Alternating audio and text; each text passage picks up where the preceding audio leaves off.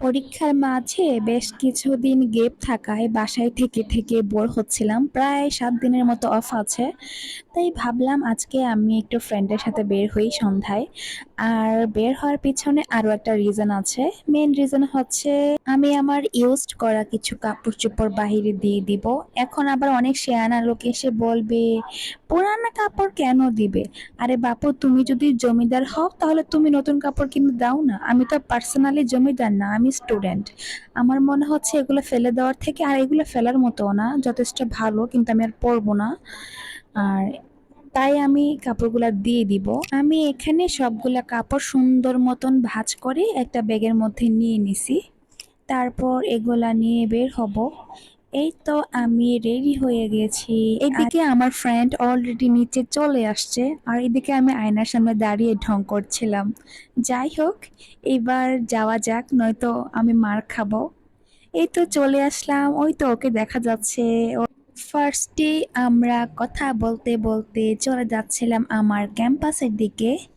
আসলে অনেক দিন হলো স্ট্রিট ফুড খাওয়া হচ্ছে না। আমার আবার সন্ধ্যায় স্ট্রিট ফুড খেতে অনেক বেশি ভালো লাগে। তাই ভাবলাম আজকে একটু ঘুরবো, খাবো দাবো, আর একসাথে অনেক গল্প করব। তারপর আমরা চলে যাচ্ছিলাম আমাদের সেই ফেভারিট হালিম মামার কাছে। হালিম মামা বলতে উনি হালিম বিক্রি করে, এজন্য হালিম মামা। ফুচকা মামা বিক্রি করলে ফুচকা মামা। এই এক একজনকে একটা নাম দিয়ে দিছি। এখানে আমাদের হালিমটা আমরা পেয়ে গেছি। এই হালিমটা আমরা বাইরে আসলে প্রায়ই খাই। মাঝে মাঝে পার্সেল করেও বাসায় নিয়ে যাই। এখানে মামাকে বলছিলাম যেন মজার একটা মাংস দেয়। মামা এখানে আমাকে একটা হাড্ডি মাংস দিয়েছে। আর হালিমটা দেখতে কি ইয়ম লাগছে! হালিমটা খাওয়া শেষ করে তারপর আমরা চলে আসলাম লেবুর শরবত খেতে। এটা যখন বাইরে বের হয়ে খাই না, একদম আত্মা ঠান্ডা হয়ে যায়। আগে যত জায়গায় লেবু পানি খাইছি, সব থেকে এই জায়গাটা আমার কাছে অনেক বেশি ভালো লাগছে। আর আজকে এই মামার কাছ থেকে আমি প্রথমবার খাচ্ছি। এখানকার সবকিছু অনেক বেশি নিট অ্যান্ড ক্লিন, তাই আমার কাছে অনেক বেশি ভালো লাগছে। আর টেস্টও খুব ভালো ছিল।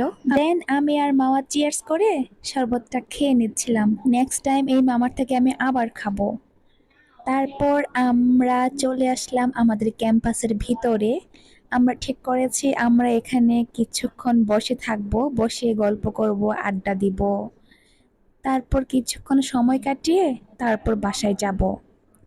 রাতের বেলা ক্যাম্পাসটা কত সুন্দর লাগছে না? দিনের বেলা একরকম সুন্দর, রাতে যেন আরো সুন্দর। আর আমাদের এই বঙ্গমাতা হল দেখলে তো একদম চোখ জুড়িয়ে যায়। পুকুরের পানিতে যেন এর প্রতিচ্ছবিতে মনে হয় যেন আরো একটা বিল্ডিং, আর এত সুন্দর। দেন আমরা পুকুর ঘাটে বসে হাওয়া খাবো আর গল্প করব। ये क्या बात है आज की चांदनी में कि हम खो गए प्यार की रागनी में। ये बाहों में बाहें, ये बहकी निगाहें, लो आने लगा जिंदगी का मज़ा। ये रातें, ये मौसम, नदी का किनारा, ये দেন चंचल हवा। আমরা যাব আয়েশা সিদ্দিকার হল ক্যান্টিনে।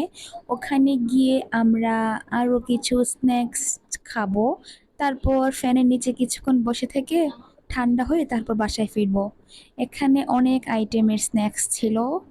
আমরা এখানে পেঁয়াজু, তারপর আলুর চপ, পুরি এগুলা নিছি। আমি এখানে আলুর চপটা ভেঙে এর মধ্যে সস দিয়ে নিচ্ছিলাম। হ্যাঁ, এখানে অবশ্য সস কিন্তু আনলিমিটেড, যে যত খাইতে পারে। এখানে খাচ্ছিলাম আর আমার ফ্রেন্ড আমি গল্প করতেছিলাম। টিচার্স, ক্লাসমেটস, কলেজ নিয়ে আমরা অনেক গল্প করছি।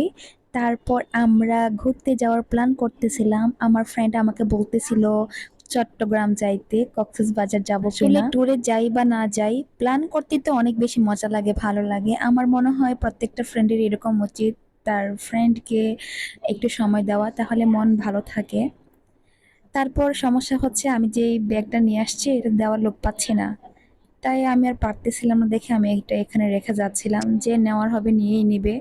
এখন আমার নিজেকে অনেক বেশি গরিব মনে হচ্ছে। তো যাই হোক, নো মোর টুডে, আল্লাহ হাফেজ।